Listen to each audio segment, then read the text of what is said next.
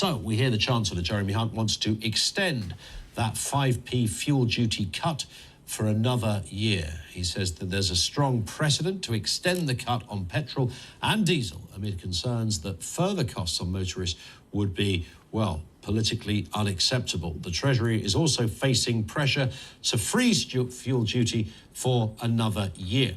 The decision to press ahead with the two measures would cost the government an estimated £6 billion. So should the fuel duty be extended? I think we all think it should be a big yes to that one. Rob Mackenzie is Executive Director at the Road Haulage Association. Afternoon to you, Rob, as ever. I mean, it's a no-brainer from a motorist perspective, right? Well, absolutely. And everyone knows that the cost of filling up at the pumps has gone very high. It's edged back a bit lately, which is welcome. But if you translate that into our world of running lorries up and down the country, supplying all the things that we need day in, day out, that cost has been crippling. The cost of running a truck in the last year has gone up by about 20%. The cost of filling up a single HGV during the height of the fuel price increases was about £20,000 a year. So imagine if you had to, if translate that to your car, it's eye-watering. Well, it's actually just as eye-watering for the hauliers who are delivering the things that we need. When it comes to, I mean, the government have to have their eye on several balls here, things like elections coming up and all the rest of it. So there might be a little bit of that in there as well. I mean, they need to be popular, particularly right now. Does the smart money, Rod, suggest to you that Mr Hunt will retain this current freeze?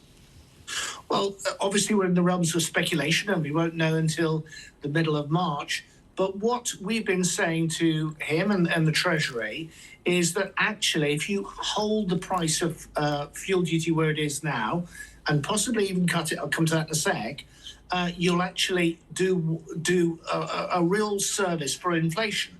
Because the problem is when fuel prices go up and when energy prices go up, inflation goes up. When they come down, inflation comes down. So what's not to like about a fuel duty freeze? And we think in addition to that freeze, essential users such as lorries should also get a 15 pence per litre fuel duty rebate, which they could claim back against the essential delivery journeys they're making. We're running a very tight ship in terms of haulage and supply in this country. There's not a big margin of profit, you know, a couple of percent. So anything bad could quickly wipe that out. So what we're saying is help the economy grow by helping the businesses that fuel the economy grow. Do you sense that this, clearly there's two things here, there's taking this even further, extending cuts on duty, freezing what is there, etc. What other, if you're advising the Chancellor, what is the one single thing? Is it just that, Rod, or is there are there other things that you would like the Treasury to do? Well, actually, we've got a shopping list as long as your arm, what we'd like the government to do. But to address your point, the big problems that our businesses face are the cost of fuel and the cost of energy. And the cost of fuel's come down a bit, still high, but it's come down a bit.